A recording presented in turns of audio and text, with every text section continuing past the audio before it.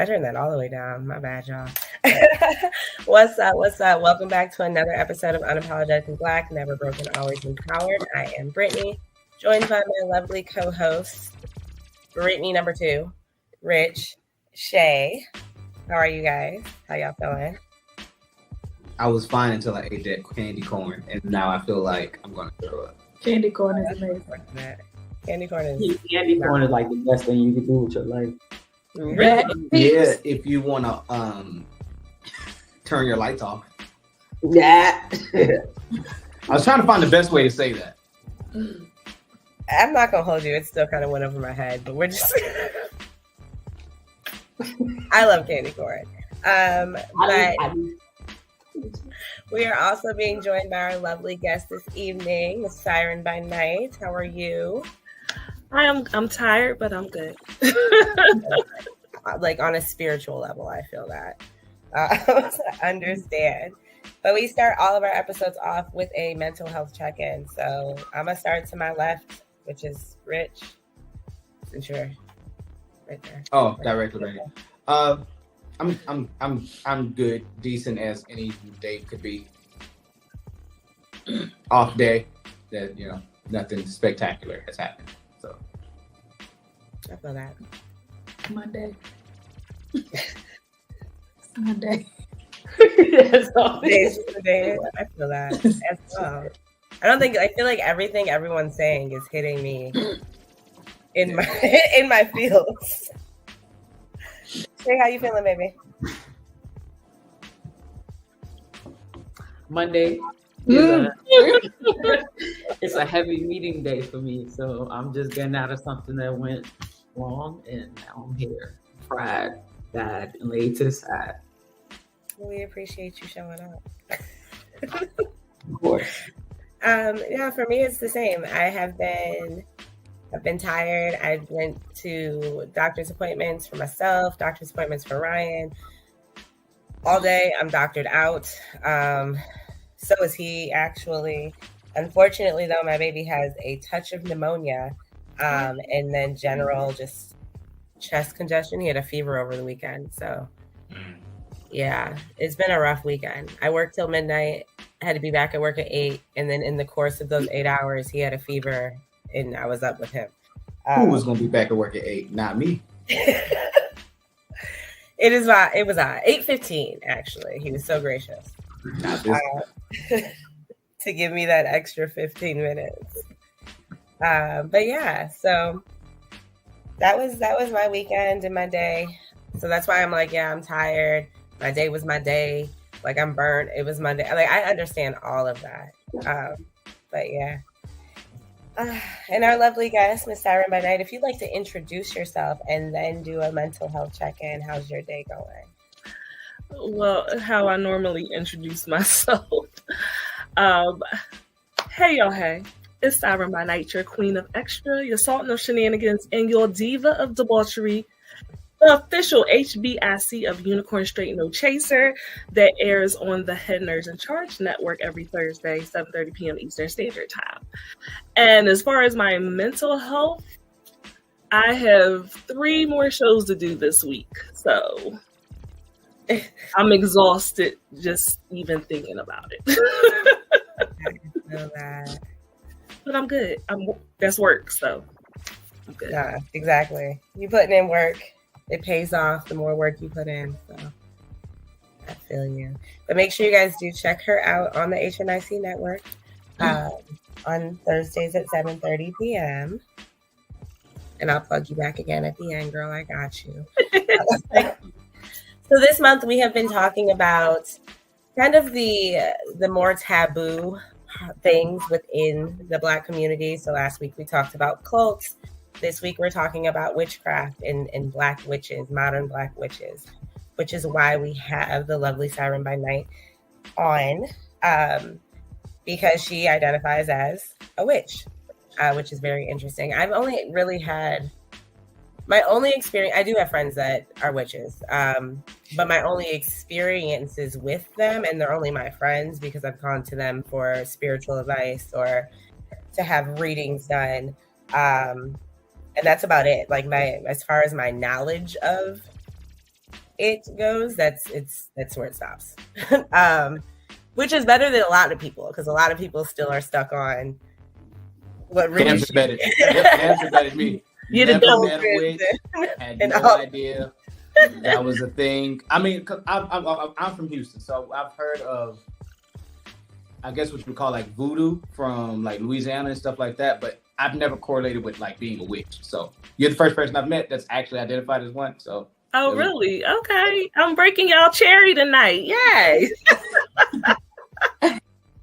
Not mine. Pause. I wanted to be a part of the conversation, which is why I wanted to make sure I was a part of the conversation. Because I mean, like you kind of get into it, Rich. It's become an identity thing. Like if you're a practitioner of something, whereas then you got the religious connotation to it. Anything that's outside of this scope is witchcraft or witchery or whatever, which is, I'm gonna say more like how if you did something outside of what the mainstream thing was, it's like an umbrella term. But now, like people actually, such as Siren, actually identify as it. So I don't go around I don't call myself a witch, but that would be the connotation. You know what I'm saying? The closest thing to describe what you practice. Yeah. Okay, so then for the people like me, explain exactly what is a witch. Well, it's someone who studies the practice of witchcraft. And then witchcraft encompasses a whole lot of things. There's a lot of different types of witches. There's a lot of different types of way to practice, but it's all just a version of witchcraft. So a lot of people don't like to use that word, but it's because of the negative connotation. It's all witchcraft at the end of the day. So you have you have hoodoo, which is from down south. You have voodoo, which would come from like New Orleans.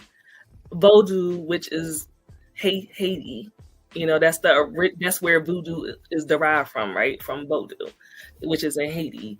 You have Santeria, which came from Cuba. So there's all these different types of ways that you can practice, but it's all witchcraft. It's all the practice of magic.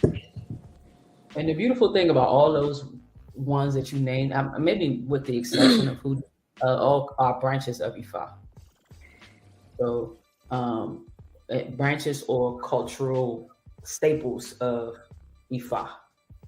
Like hoodoo, the only thing about hoodoo is more like an amalgamation of a lot of things. Yeah, like a lot of things.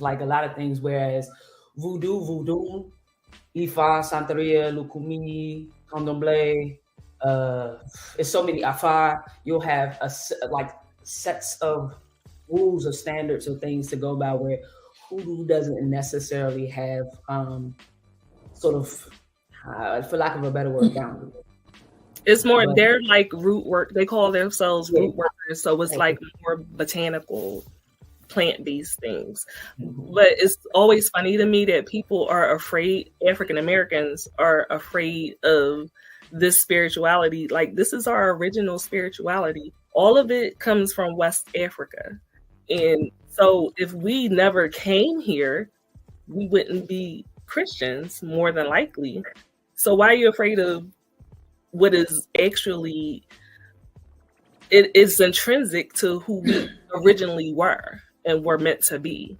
So, you know, I would assume it, like from my standpoint, it's because of the vilification of witchcraft and how it came out, which is why, and then also in part of Christianity, which also vilifies witchcraft as well. Why we believe like, oh, that's a bad thing, or like stay away from it, she put like a hex or hoax on you. You know, that's what they typically say. Or what, as my uncle used to say, she gonna put a root on you. And so, which is true. That's what it's true. But it's funny because Christianity, like all of it that's spell work too. The Bible is nothing but a big book of shadows. That's it. We have an altar.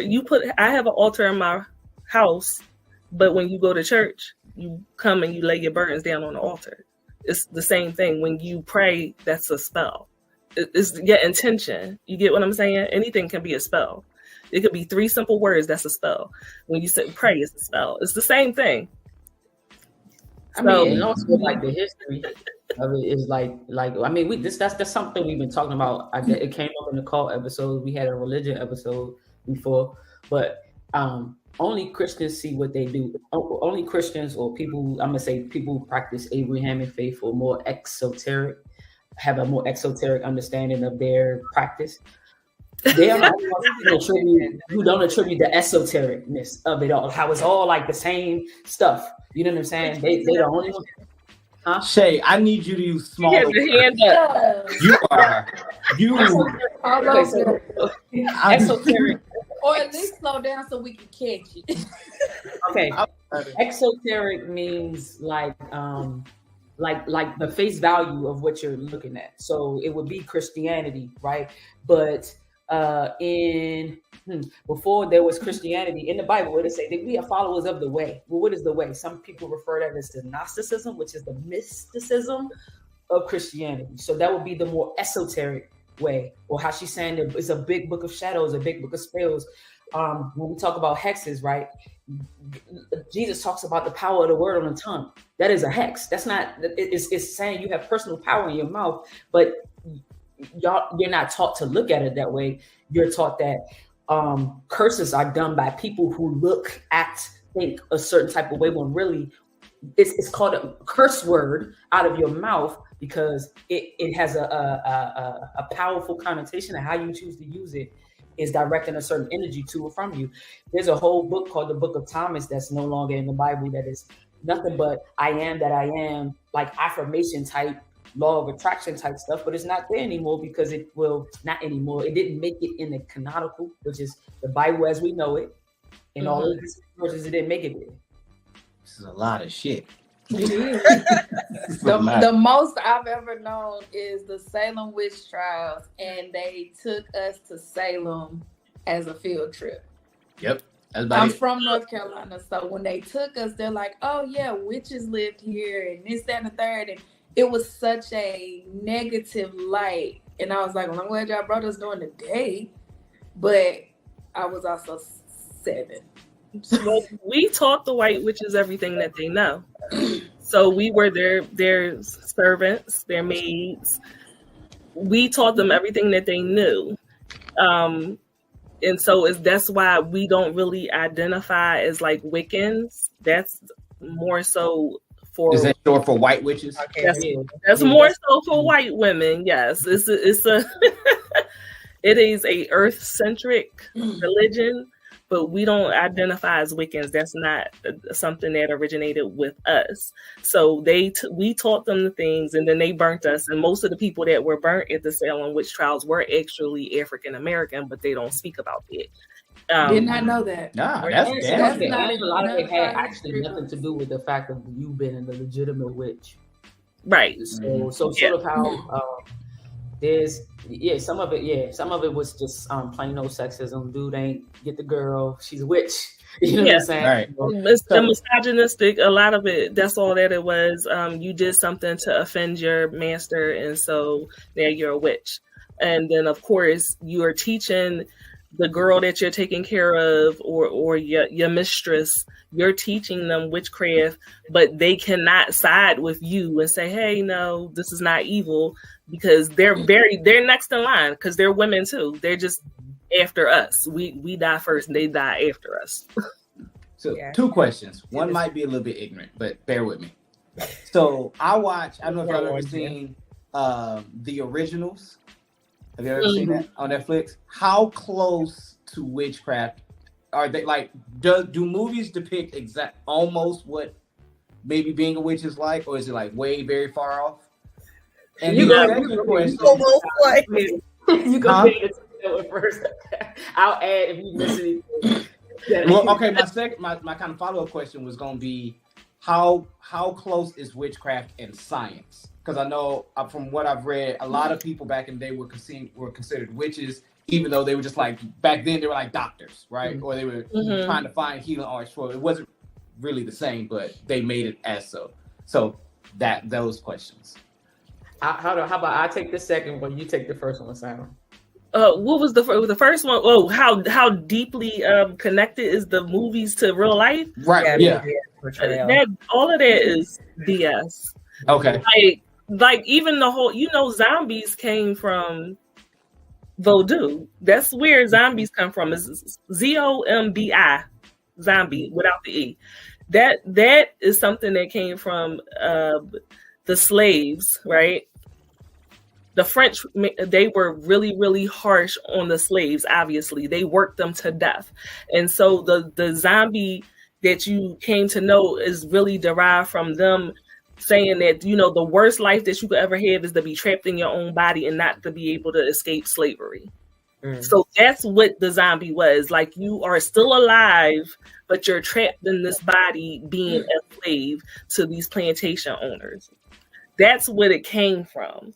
And then somewhere in like the 1930s, they made this movie, and of course the white people took it and made it into something completely different than what it was. Yes, and it had no connection to what it really. So not even zombies are supposed to be like real. What they said zombies. No. It's like they take an idea, the seed, and then they twist it. You get what I'm saying? Voodoo dolls is not necessarily used because you want to harm someone. A lot of times the slaves were hiding items within the doll. Everything that you see on TV and in movies, they sensationalize it. And being a witch is always equated with something dark. Of course, black witches, that is the darkest that you could be. So you're never going to see voodoo or hoodoo or Santeria. You're never going to see that in the same way that you see Glinda the Good Witch and Sabrina, and all of that is light and love and it's positivity. You're never going to see black witches depicted that way. It's always associated with something devilry, evilness. So it's not the same at all, because witches look like us. We're not always dressed in black. We're not always dressed in black. We don't always have, pentacles on us and stuff like that. You could be sitting next to a school teacher that is also, a voodooist on the weekends. Like, it's not the same thing. I have an altar in my house, but my kids don't pay it any mind at all. They don't think it's weird. They don't think it's strange at all. So it's definitely not the same things that you are seeing on TV. It's really to brainwash you and to make you think that it's something evil. But it's no different than your grandma having a prayer closet. I thought that was kind of strange, but that's an altar. I thought that was kind of strange. You thought her prayer closet it's the same thing. You know what I mean? It's because you grew up with it and it's the mainstream religion that it's not weird to you. You don't think having a figure of a little dude sitting on a table is weird, but but if you come in my house and you see a little dude sitting on the table, you can be like, that's weird, but it's the same thing. The strangest thing I've ever seen, I'm sorry, I didn't mean to cut you off, but the strangest thing I've ever seen is when they do a May procession and they had a statue of Mary. This is the Catholics, and they had a statue of Mary, and they do that, and they're giving gifts to Mary, and they're praying to the statue, and I'm just like, what the hell is going on? Because I thought you're not supposed to worship false idols, right? Idols. It's all worshiping Mary. That was weird to me. And that was me when I was a Christian. I was just, in the Baptist tradition. That was weird to me. That didn't make sense to me. It never made sense to me that Catholics were stuck in the Old Testament, where you could not go before God. You could not speak directly to God. This is why they still go to the priest, right? They have to give confessions to the priest, because you cannot go straight directly to God and pray directly to God, because he is so powerful and his light is so bright that you wouldn't be able to survive. That was weird to me. But so anything that's not normal for you is going to seem strange. But if you really break it down and you look at all these different traditions within the religions, all of them is a little off. And similar, which is why I identify as being agnostic, because I'm like, look, I don't know what the fuck is the truth. But it all sounds the same with different names, different like it is what it is. Yeah, and the older I get, it's like, okay, I learned this stuff, but it is across the board. A lot of the things that we learn is across the board. It's not just one religion does this. Multiple religions do it. Multiple things that you worship or you what's the other word that I'm looking for? Practice. Idolize. Everybody has the same foundation. It might not be the same person, it might not be the same thing, but you're doing the same practice across the board. And when it comes to like, it's not much that surprises me. I learn new things, but it's not like I look at people and say, hey, you're weird, or that's weird. It's just, that's who you are, and I accept it. Because you come in my house and you see stuff like, we don't have family pictures. We have this. Some people come in and say, that's weird. Who are you to tell me what I'm supposed to do? So would you say that there's almost a direct conflict in being like, I can't be a Christian and be a witch at the same time? I would say Christians have that mindset. That conflict? Okay. Yeah. It goes back to what I was saying about the exoteric versus esoteric. If like my brother, I love him to death, if you watching this, he's very Christian. He's very Christian. But he's Christian from the point of like what he reads is just that. There's like nothing deeper than what the pastor is saying, I guess. Like to not downplay what it is, but like there's no hidden messages in that book, so to speak. Whereas I could say I'm a Christian, but he don't believe that. He don't believe that because he knows that I have not professed with my mouth that Jesus Christ is my Lord and Savior, and you know what I'm saying. I don't according to him live out the tenets in the book, but bro, I know way more about that book, way more about what's in that book than you do, which I would say I'm more of a Christian than you are. So I want to go back to Rich's second question, Shay, that you were going to answer. I forgot what it was. About the relation between science and witchcraft. Yeah. Unless you need him to rephrase it in a way. My elders would say that spirituality is science. There is nothing. They're not separate entities. They're the same thing. They're trying to explain the same thing, just from two different sides of the brain. You could say. Okay. Also, I want to mention that there are Christian witches. That is a thing. So there are people that believe that you can be a Christian and a witch at the same time, because like I said, a lot of stuff overlaps and it is spell work.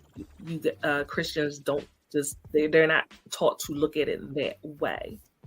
And that was something I was wrestling with back and forth when I first was studying as to whether I wanted to call myself that. I decided against it, but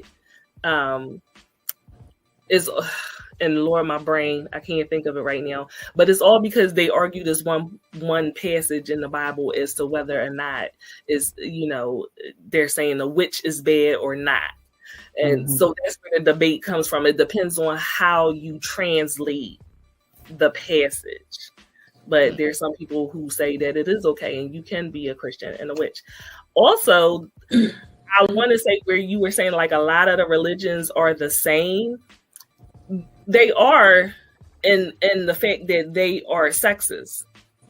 Yes. Right. But within witchcraft is when you get pagan religions honor the woman. And so that's why a lot of women are turning to witchcraft, because you get your power back. We are the bearers of life, right? So they came in with Christianity and they didn't want people to worship with the pagan religions and the pagan gods because they wanted to remove the power from the woman. That was another thing I was that was actually like some thought I had was along that same line, was like in that passage, it talks about do not perform witchcraft, don't take pharmacia, which is drugs, et cetera, et cetera. One could argue the same way your Jesus is white, that they did it. So not one could argue, they did do it. I'm just point blank period. They all elements. They removed elements of the divine feminine, and the ones that they couldn't get rid of, they added them in the character of Jesus that in the Bible. And so what this does is creates these power structures, like she's saying, in religion, where, and more so the Abrahamic faiths, to where women have no power. You are two things are happening. The man is born and he's told that he is the head and he is the spiritual head. And the woman is born and told that she is the helpmate and was born second and doesn't sort of have her relationship with God goes through her man. So in this happening, there's a why we argue about why patriarchy won't go away and all of that stuff is because it is innately built in the way the main faiths practice. When you get outside of the main faiths, you start learning that, oh no, that the way that creation story talks about is wrong or is flip-flop. And then you have learned about the fact that Adam had a first wife because of the creation. You see them created twice. If you read chapter 1 or 2, you'll see that he made man and female at the same time, and then later on they say it again and say he made man first and then he made woman. You could argue that's masculine and feminine energy being birthed at the same time in that first one, and then the physical manifestations being made second. Either way, throughout the Bible, you have nothing but throughout Abrahamic faith, you have nothing but a denigration of the feminine. Why is that? Same way you have a denigration of the Black people in the same kind of way. Why is that? That was a lot. Not a lot. Well, y'all know that Adam's first wife is Lilith. So I've heard stories. I think we were talking to Daniela, my daughter's godmom. She was the one that mentioned all of this stuff.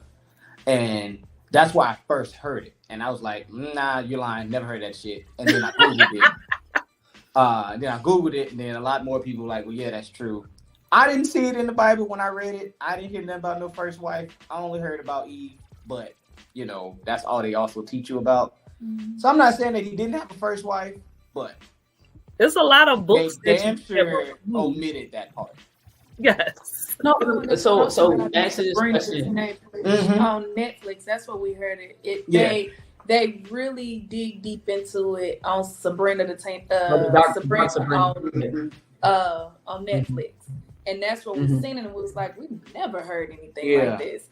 Oh, and it was one more. Nope, it was Sabrina. Never mind. I was about to say it was one more show, but it was Sabrina. Are you talking about the Chilling Adventures of Sabrina? Yes, where you get Sabrina every episode. Yes, but no, Lilith.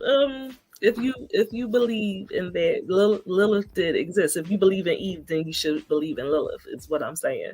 But I think it's funny that we think that you can have a god but no goddess. How do you have the masculine without the feminine? Look, don't start asking me. I don't fucking know. And all of these religions existed before Christianity. Mm-hmm. And I find it funny that people never notice, like, okay, all of these religions were centered around women as healers, as nurturers. Mm-hmm. And then conveniently, the patriarchy came in, and now everything is centered around the man. Mm-hmm. So what is the male's role in being in witch's culture, right? Am I considered a witch or am I considered a wizard? A witch. A wizard is not a thing. A wizard is not a thing. That's not real. Just making sure. A wizard is some Freemason shit. You be a grand wizard. I figured that wizard was the male version of witch. So they made that up. They made that up. Okay. So I mean, you Harry Potter. In our tradition, men aren't called witches. Period. Like, you're not called a witch. Period. But in the places where you can identify as a witch. If you practice witchcraft, you will be called a witch. Yeah, do men typically practice witchcraft? Men do practice, yes. Okay. Yeah, men practice. They just don't highlight that. Oh no, like the dude from Princess and the Frog. Oh, buddy. Oh my goodness. They give it a different name. They find every other name to give it except for a witch, but that is a gender neutral term. You're a witch. That's it. Okay, because witch they did give witch a more of a feminine term where you say it and you automatically think of a woman. But then you remember. Go ahead. I'm sorry. I apologize. But that's why we say in the tradition that you cannot, because it's not in any tradition that comes from Ifa, a man cannot be a witch, because it is a specifically feminine thing. It comes from there's this, when you get into occultism or studying ancient Egypt, you come across this concept called the Wajet or something like that, and they are like the women who hold up the world. Women are the no. I think she froze. Yeah, you froze, Lovey. Yeah, she froze my brain. Which I understand what she's saying, but in modern terms, there's no separation. Yeah. Yeah. Yes. No. You froze. I was just saying that witches would come from the Wajet or the Iyami in our tradition. But there's also places where women cannot be certain things that men, quote unquote, can be. It's okay that you can still practice witchcraft. You just would not be. You can still practice Ifa. I should say, put it in that context. You still practice Ifa. You would just be called something else. You would not be called a witch. I mean, it'll get more nuanced depending on what you're practicing, but but in a general term, no witch is not gender specific at all. So when were you first exposed to witchcraft, and like what made you become a witch? Because you mentioned you grew up Christian. So at what point? Oh yeah, I used to sing in the choir. I used to praise dance. I used to do all that. I was baptized. I was delivered. I was delivered. You would never believe it now. Oh my God. I was trying not. So I actually met my father when I was an adult. And I met my siblings on that side when I was an adult. I always had a very strong pull to spiritual things as a child, because I didn't grow up going, like, my mom didn't take me to church when I was a kid. I like went with a neighbor one time, and like I really was searching for something even as a child that I didn't have a name to put on it, but I wanted to go to church. I wanted to learn about things. So I started going with the neighbor, and then people in my family ended up going to church because of me. Like I was the catalyst for it. When I got older and I finally met my father's side of the family, one of my brothers ended up saying, well, yeah, we were talking on the phone. It was real random. Like, yeah, because, you know, when grandmother and grandfather came over from Haiti, and I was just like, what are you talking about? And he was like, you didn't know we were Haitian? And I was like, how the hell would I know? I didn't grow up with y'all. I don't know y'all like that. Like, why would I know that? So you didn't find out you was Haitian until you was old? Yeah. Not old. He put the ER on it. Yeah. Yeah, I didn't find out until I was grown. So it was funny. So I had a friend I went to school with, and she was Haitian. And I was like, girl, guess what? I'm Haitian too. And she was like, I knew it. I said, well, why the fuck you ain't tell me then? Like, it was something that she saw, but I didn't know it. But I was always in the Caribbean clubs. I was always doing anything that had some kind of connection with it. In school, you actually have like a Haitian phenotype, like your features and stuff. Well, I know that now. I didn't know. Okay. I didn't know it then. And also, like, I took French Like I already was like drawn to all these things, not knowing. So I was like, okay, that makes sense. So I was going on a journey to learn more about my Haitian ancestry, and then through that, I ended up starting to study voodoo, and then I'm like, oh, voodoo, Vodun. Okay, and so it was like a rabbit hole, and I'm digging and getting deeper into it and all these offsets, because that's how I am. I'm like, okay, well now I'm gonna click on this and find out about this and I'm like, I felt so very connected to it because there was something missing in church. Mm-hmm. I didn't agree with a lot of things. I didn't like, okay, well, I got pregnant, so I can't sing on the choir, right? But you wouldn't do that to the man and tell him he can't sing on the choir. Or we doing the baby dedication, we're not married, so he can't stand next to me as we dedicate the baby. There was so many things that I just didn't like and I didn't agree with, and I already had my disconnection with God. Like, all right, I'm not feeling y'all no more. And it just spoke to me. And I just kept studying, and I decided that was the path I was going to be on. And Black people are something, because when I tell you that people around me did not like it, they did not like it. But I'm a very open type of person, so I don't keep things a secret. So I was like, yeah, they're like, what you listening? I'm studying voodoo. And so then you start side-eyeing me and looking at me crazy, and not wanting to invite you anywhere. It's don't just want to explain who you are and what you do. Thinking I'm gonna put a hex on them. Like I've had people actually is like, did you do something to me? And I'm like, what? But it's crazy to do that, because people will legit mistreat you badly, especially those in church, and then get upset when you no longer want to either come back to the church or no longer want to deal with that religion. Now they mad, like, well, what God do to you? Honestly, it wasn't God. It was you. Like, you're the asshole that I no longer want to deal with. Like, it's you and the people inside of there. I don't have church trauma like a lot of people do, but I understand the church trauma. I don't have that. I just had a point where I disconnected from it.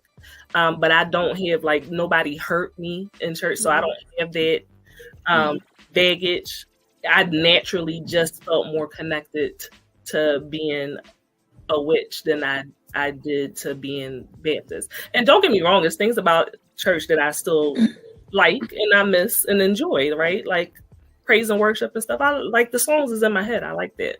I still have a connection to it, but I don't think that would be me originally. If I had been given a choice from the beginning, I don't think I ever would have gone in that direction. But the knowledge of it is good. So I got two questions. Two questions. Mm-hmm.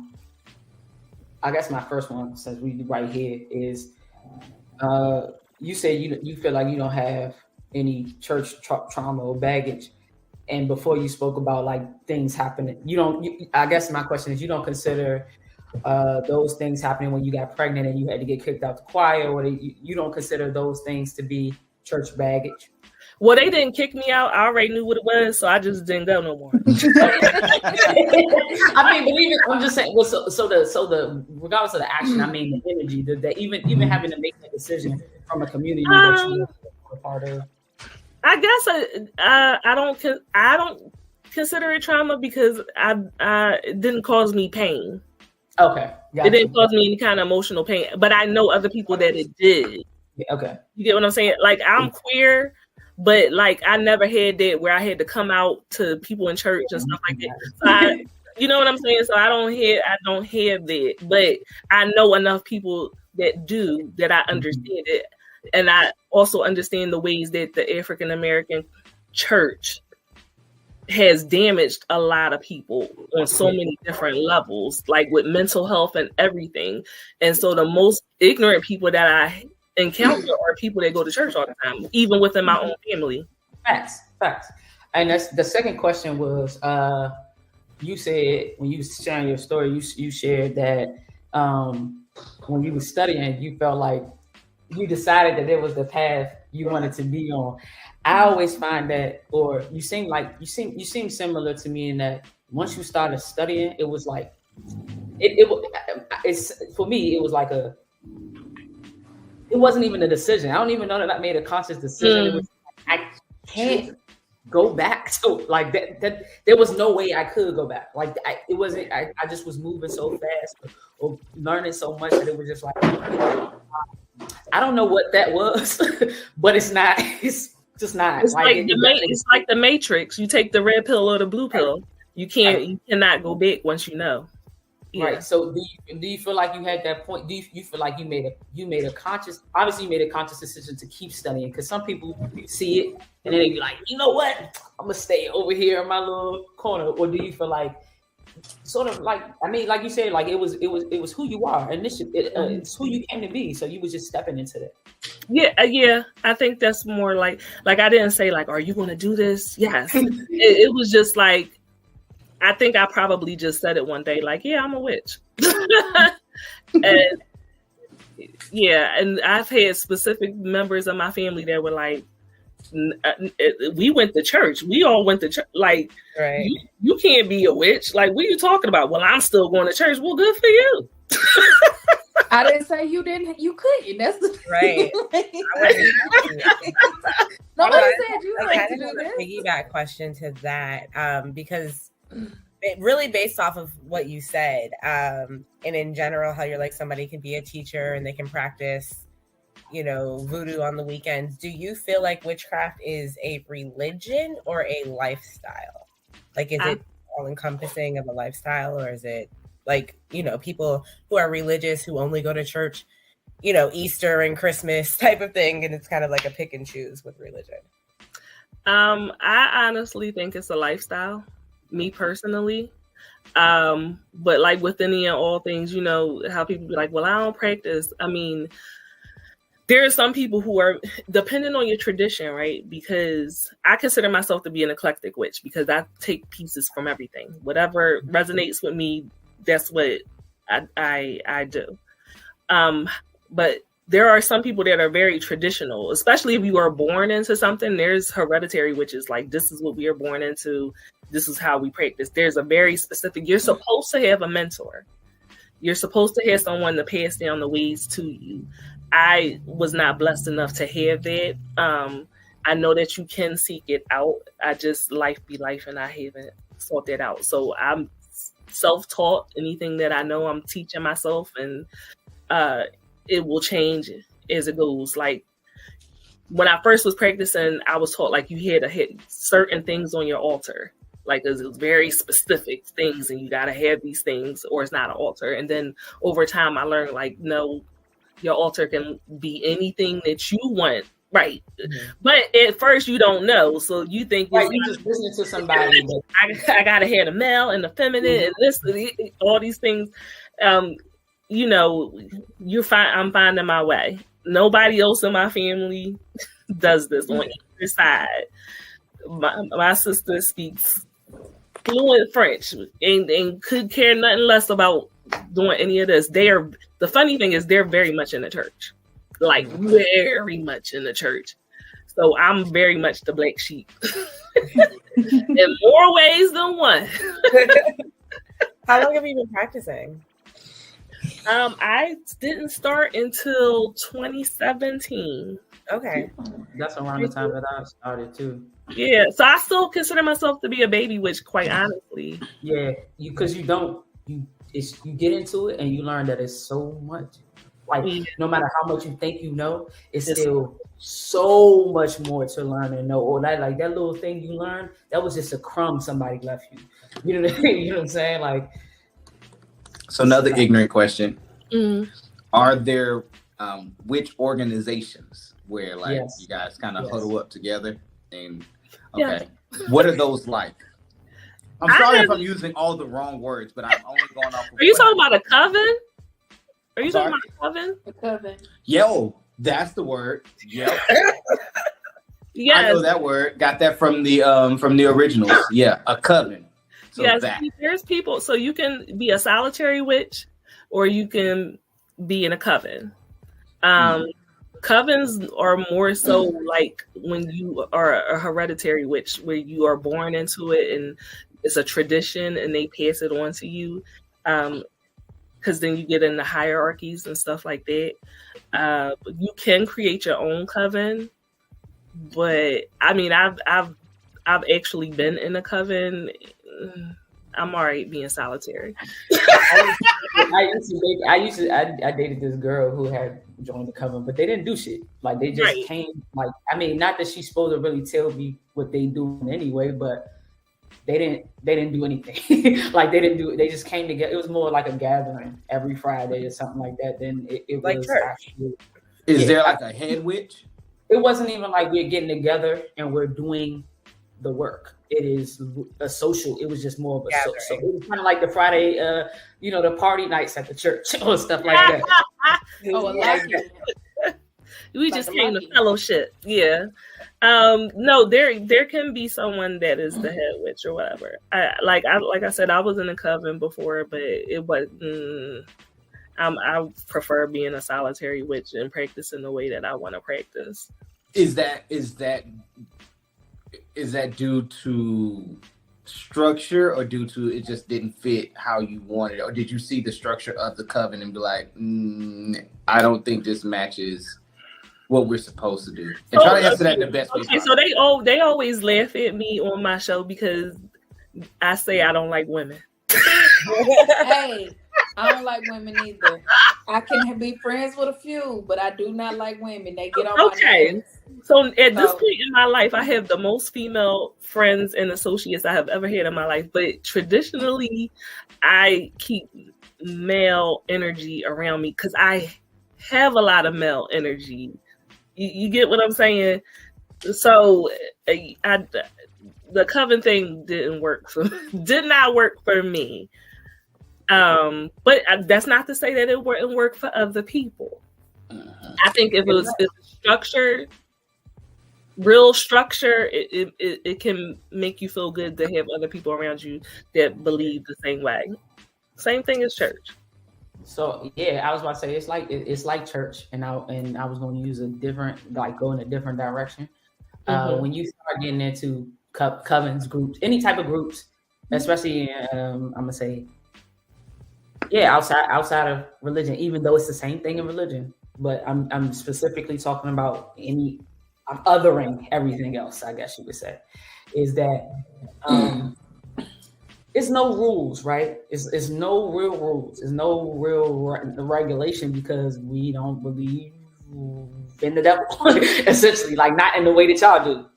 So you'll find, even though they do it in church, like I said, you'll find some of the most sometimes abusive people go where there's no regulation, and you can end up under somebody's tutelage that is, I hate this word, but a narcissist.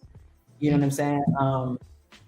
And it's not all bad, don't get me wrong, but I'm just speaking to why somebody wouldn't want to join a group is because this is essentially when you start doing spell work and spirituality and all this stuff, you are triaging. And if you start doing it on other people, you run in the hospital at that point. And if people sick, you're not only dealing with physical ailments, you're dealing with emotional, mental, and spiritual ailments. And shit gets mucky and nasty. And you got to be careful with the energy that you have around you. Yep. But it's this. So we deal a lot with energy and spirits and stuff like that. But you know how it's the same thing with Christianity, where you having certain people in your house, people leave spirits behind. It's the same thing. You got to be careful about the energy you have around you and who you invite into your space. And when you are more in touch with that spiritual side, like as far as witchcraft is concerned, you pick up on it more easily. Yeah. I was going to ask, have you always been sensitive to energy? Because I personally have always felt very sensitive to people's energies. Like Jamal and I, all the time, I'll be like, what's wrong with you? What's wrong with you? He's like, I'm fine. I'm like, no, your energy is off. Like something's off. Have you always felt kind of connected to that, or has studying it brought you closer to that? Well, no, I was a very odd child. So I'm very into mental health. Mm-hmm. And I feel very much like witchcraft, it intertwines with mental health. When you hear people say, do shadow work is therapy. That's really all it is. You are tapping into the darker parts of yourself that you typically want to ignore and not see and acknowledge. But shadow work is really just therapy, and a lot of witchcraft is healing yourself from your traumas and things that you've experienced. So when I was a kid, I wanted to be a child psychiatrist, and I always watched people. You too. I always watched people because I was just like, okay, why is this adult doing this thing? It doesn't make sense to me, and I wanted to figure it out because I came through I had a traumatic, upbringing. So I wanted to understand why my mom was on drugs and why she did this and why she did that, So I think it was a natural progression. And I do think that witchcraft is very healing in that way. So yeah, I've always been that way. Yeah, I went to school for psychology. Same thing. But then I was like, I have to keep going to school. Like, I'm good. I'm gonna stop at the bachelor. I think it's very hard to start to study psychology and not end up somewhere in like the mysticism, the place where those things. What the hell is a mysticism? What? What the hell is a mysticism? I thought you was trying to say Mississippi. What is a mysticism? Shay and her words today. Anyway, I'm really not using big words. Are these big words? Nigga, no.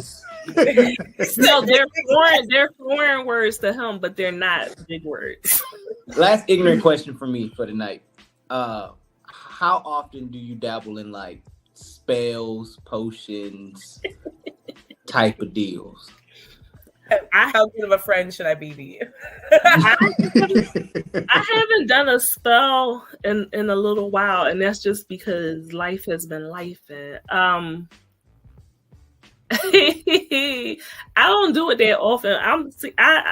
If you had to say good witch, bad witch, right? Which I don't really believe in good and bad, because I be telling them that I'm gonna be whatever I'm gonna be that day.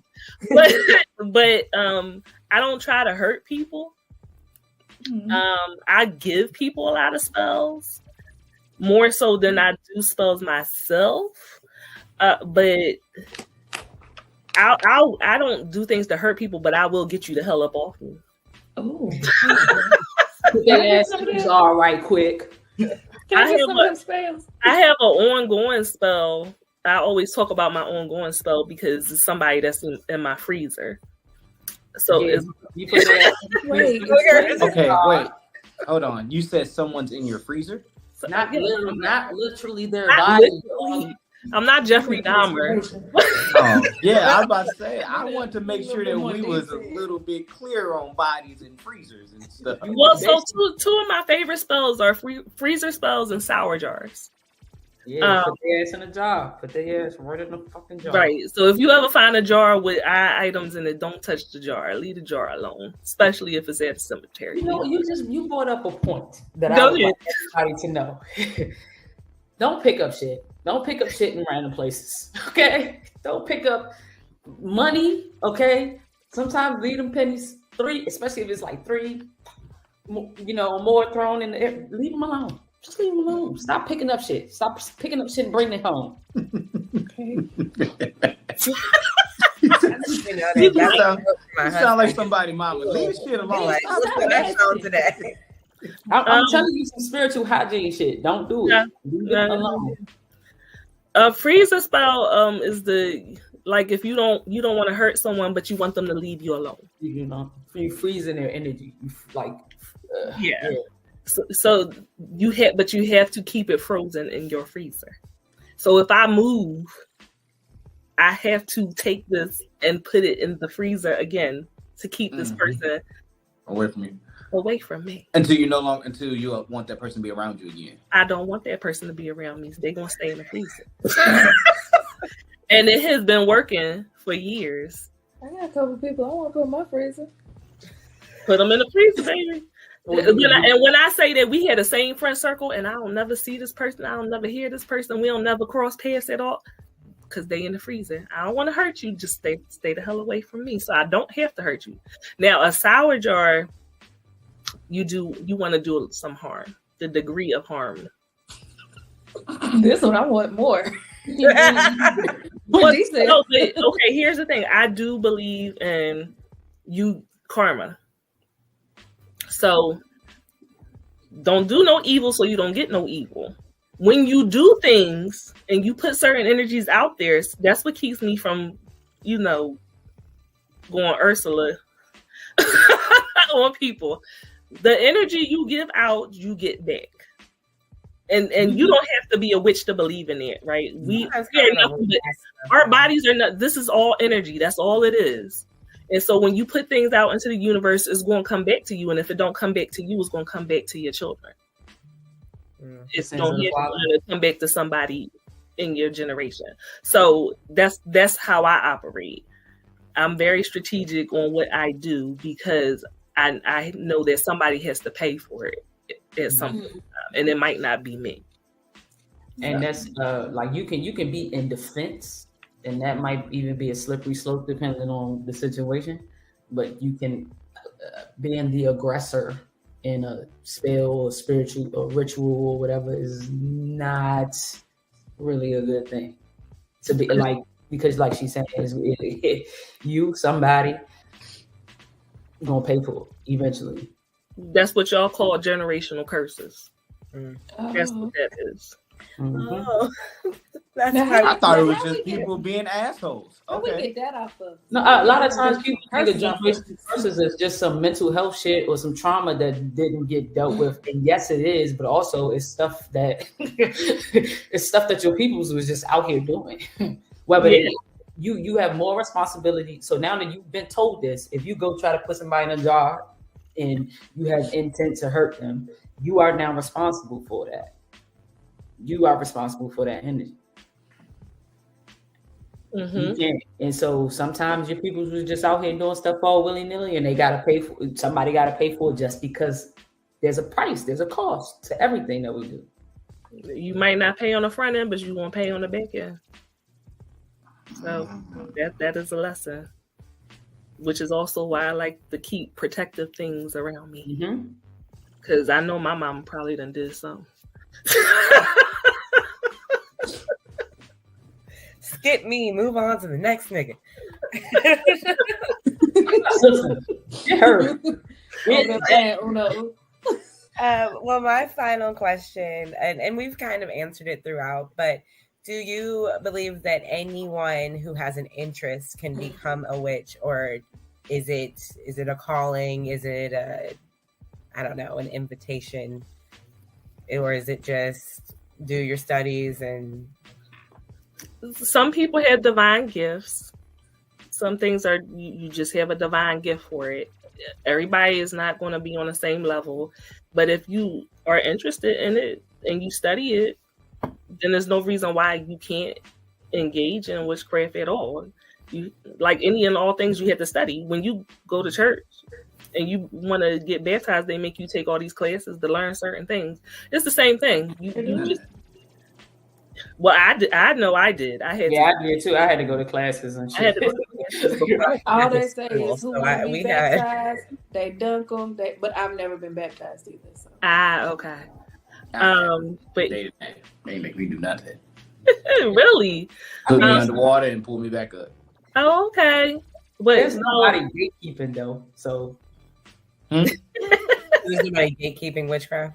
Yeah, nobody's gatekeeping. Yeah, nobody. So you learn at your own pace and you study what you want to study.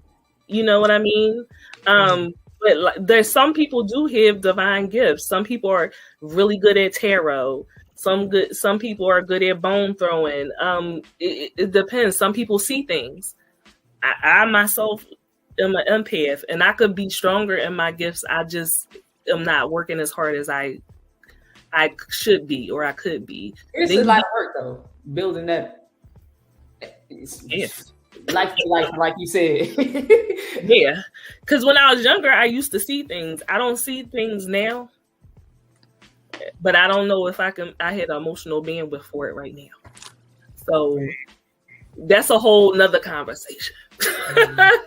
Not even gonna hold you. This is a good conversation. It makes you like really look at yourself and say, hey, I might not practice, but the energy, I have that all day. If your energy is off, I will shrink down. Not because I'm intimidated, but because I don't want to be around it. Mm-hmm. You know, seeing stuff. It's like sometimes I have dreams and I'm like, oh, okay, that felt real. And then later on have the same thing happen. And I'm like, So with you saying that, it's kind of like, do you write? You said what? You should probably start writing your dreams down. Keep a dream. Write it down. And like saying, don't look at me like that. Same dreams. I have the same dreams about certain stuff, and I've started studying my dreams, but I'm like, maybe I should look in other places. Keep the book by your bed so that when you wake up in the morning, because you forget. Mm-hmm. I hate you don't write it down right away. I'll be like, God, what happened? But it's a message. Like your dreams are messages. And you just have to learn how to interpret them. And that's always been a thing. If you got people from down south, a lot of this stuff is not as strange to you. My grandma stayed with she had a dream book. She stayed with the dream book. Now she was using it to play the numbers, but she I have an aunt or three that do that. They're like, oh, I see these numbers in my dreams. Go to South Carolina and play the numbers. Wait, what? I mean, so you write down your dreams, keeping track of your dreams or studying your dreams is not inherently right any particular thing. We just heard you say something and telling you how to start better harnessing that thing because it's there. I take all advice. I don't, like I said, I don't. You can find stuff on the internet to help you. I feel judged, but I'm not judged. You're not judged here. You're judged in your own home. You do got the judge face though. You're not judged in my home, Shay's home, or Siren's home. Okay. You got the look on his face that my coworkers had when I told them I cosplay and stuff, and they was just like, "What? Black people do that?" Looking at the person that's talking. I'm not judging. I feel judged, but I don't. I want to make sure I say this though, so I don't forget. When you're studying your dreams, you can find things on the internet that tell you what certain things mean. Like, oh, if I see a dog, it means this. If I see a dude, it means this. That's cool, but you have a relationship to those things that exceed what any simple book will tell you something means. Mm-hmm. Yeah. Meaning, like if you see rich in your dreams, the internet don't know who rich is or what rich means to you. Rich being in your dreams means something specific to you. It's the same way I have a relationship with Rich. If Rich shows up in my dream, I'm like, I need to stop being an asshole or something like that. You know what I'm saying? Like, because that might be my association. You get what I'm saying? Yeah, like one of mine, and I don't mind sharing it, is snakes. I have a lot of snake dreams. I'm terrified of snakes. When I look that up, it's because someone in your circle or around you is being real sneaky. They're being very, different things like that. And I'm like, well, who is it? Because clearly I'm cutting people off, but I keep having a dream. And it's something that I'm studying. It's something that I've been in therapy for. It's like, what is going on? So look, if you don't have a conclusion to that, let me show you something. I don't have that relationship to snakes. Me neither. I love snakes. Yeah, I have 2 snakes. So when I see snakes in my dreams, and snakes, literally the symbol means transformation. Only in Christianity, really. Only in Christianity do you find snakes meaning something bad or symboling something bad. And everybody else, they will tell you it means transformation. Because they shed their skin and become anew. The cosmic serpent, that's like this. We can't get into that. That's too long. But it's like the earth, the cycle of the universe renewing itself. Snakes, rebirth. Yes, snakes have a lot to do with birth and rebirth. So when I see a snake, I go, what's the color? What's the pattern? What was it doing? You know what I'm saying? Stuff like that. Maybe that's why if you can't get any closure to somebody being sneaky, maybe it is not them necessarily being sneaky. Maybe you needed to have this particular conversation and get a new idea. Not to say you'll stop being scared of snakes, but a new idea, and can probably place it a little bit different in your drink. Mine isn't a religious scare, by the way, with snakes. I don't like reptiles of any kind. I don't like snakes. Spiders. I don't like anything outside.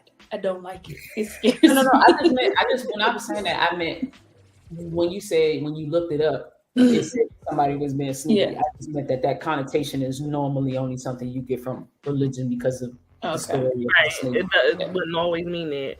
Because Shay, I'm the same way. I love snakes. Like I used to breed them and all of it. Like I get excited when I see a snake. Shay, what's your daggone sign? Because we got a lot of stuff in common. I'm Scorpio. That's my rising sign. Hey, turn up. Look, they make a face. Trying to hang it up. They about to Brittany about to be motherfucking doing light as a feather, stiff as a board tomorrow. All right. Hey. We're still scared. I have not met a singular bulletproof witch. I swear to God. No. See your ass floating? Well, a lot of it is about manifesting things. Yeah. It's the power of manifesting. But so like when Christians always say, okay, you say something negative and they be like, I rebuke that. Because you believe that there's power in your words. That's because anything is a spell. If your intention is for that to happen. You get what I'm saying? I was in a car accident and my ex wished that morning that I would be in a car accident at work. Right hand of God. We argue about this because he said, I wish that you would die. And I said, no, you wish that my ambulance would flip over. Tomato, tomato. I know what I heard. My ambulance flipped over. That same day. And that's when I was still in church, Christian and all that. That's us. He cast a spell on me because when he said that shit, he was really mad at me. So there is intention and power in your words. You can manifest things and not even be trying. That's why I always tell people to be careful what they say. Yeah, one of my biggest things that I'm careful to say until I am ready for the answer is reveal and unveil. Once I say it, I have to prepare myself before I can even let it slip out of my mouth. Because every time that I say it, it is revealed and it is unveiled on what it is that I need to speak. And I'm like, hey, the first time I ever said it, somebody told me, they were like, listen, you just need it all to come out. And they were like, reveal and unveil. I was like, that's strong. Let me say it. I wasn't prepared. And I fell into like the biggest depression because I'm like, how is all of this even happening up under my nose? And I didn't even know.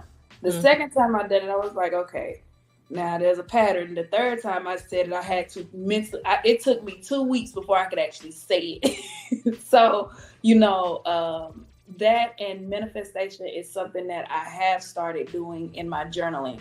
Things that I want to see happen between now and the age of 40. And just taking steps to do that. So, again, it all sounds the same to me. Just different words. And witchcraft or other practices give you other tools to put energy behind you, because we manifesting all day, every day. That's just how our brains work, period. Right.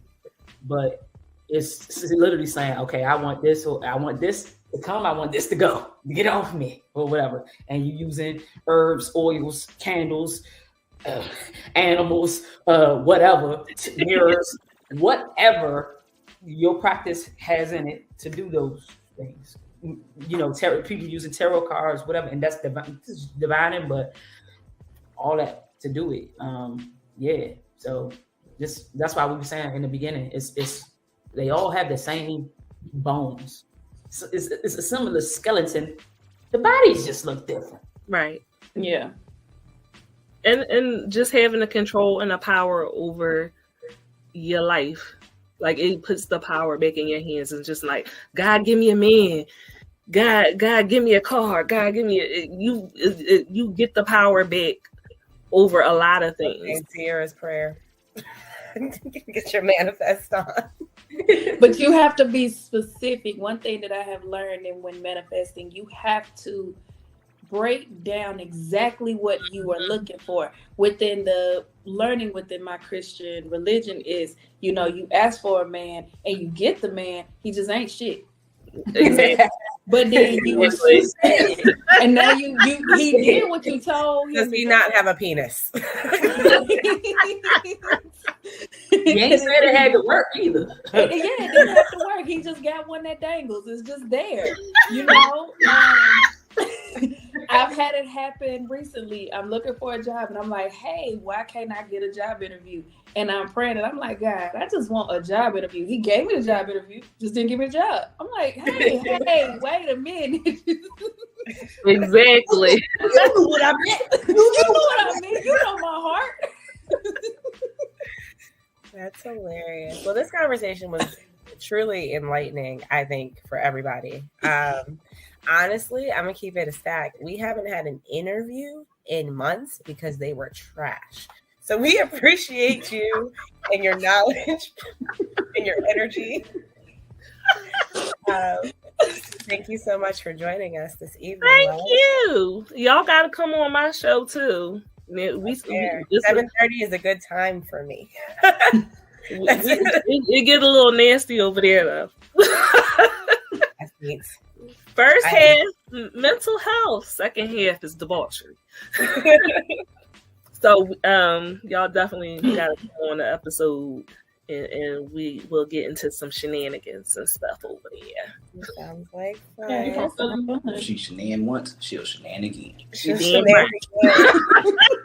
But so my friend just gave me a book that I don't know if y'all saw on TikTok. Everybody, that's the one. That's the one I just put in. I just put it in the chat. Oh yeah. That's the one from TikTok. Everybody has it. Yeah, my kid's father got me this book to make me feel better, and I'm like, so you gave me a book about all my flaws? Like, I would say I'm working on them bitches. That's the first edition. I just got the second edition. Supposedly, it has more stuff in it than the first one. Okay. So you're not getting if y'all get it, get the second one, I guess. Okay. I don't know. Yeah, this is the first one. But it's good. It's a good book. Like, I'll go to therapy anyway. And thank God I got a therapist that's very, very, as I like to call her, witchy. Like, we can't discuss her private life, obviously, but a lot of things she says, I'm like, you into it too. So I'm here, like, we're a perfect match. So that and my shadow works really good together. But I appreciate y'all having me on. This has been a good conversation. I agree. Tell them where they can find you one more time. So you can find me on the Head Nerds in Charge Network on all Head Nerds in Charge platforms. We're on Twitch, YouTube, and multiple Facebooks. 7:30 p.m. Eastern Standard Time. Again, it's Unicorn Straight No Chaser. We talk about mental health in the African American community in various different types of ways. And we also talk about sex. But when we talk about sex, we talk about the psychiatry behind it, right? The psychological things that make us do the things that we do, and so we can erase the stigma. Okay, so you like a little golden shower. All right, there's a reason why. We don't kink shame. We just want to explain to you, make that connection as to why you might like golden showers or impact play, or bugs crawling on your penis. Yes, I said what I said. That's a thing too. It's a thing. It's a thing. That's the thing. I want you to repeat it, but I'm scared. They take maggots sometimes. And you know what? I'm just gonna tune in. That's just what I'm gonna do. I'm gonna tune You can watch the replays. Go to the Head Nerds in Charge on YouTube. Watch all of the Unicorn Straight No Chaser replays. I promise you are going to be like, what the hell? Yes. I'm typing it in right now. Right now. Tomorrow we are going to be talking about urophilia, which is Water sports. Water sports. Water sports. Y'all know what that is. Rich probably like, who is this person? Who is my wife? Where did she go? That's hilarious. Well, make sure you guys like, follow, and subscribe on all major platforms for us. We are on Facebook. We are on YouTube. We are on Instagram. We are on X or Twitter or whatever. But make sure you follow us there for more content like this. On Wednesday of this week, the Better Half show starring Brittany and Asia and myself will be premiering. So make sure you guys check that out. Thursday, we have our live trivia. This week will be horror movies part 2. So definitely run there. And then this weekend, you can check out the guys on the Blurred Trap House talking about, I think, Bleach or something. I don't know. Rich isn't here. I don't know where Rich went to. No. We're talking about something anime related. We're going to do shadow work. I don't know. Exactly. He ran off to go do some shadow work or something of the sort. He needs it. But until next time, guys, stay safe, stay healthy, and stay unapologetically Black. Have a good night.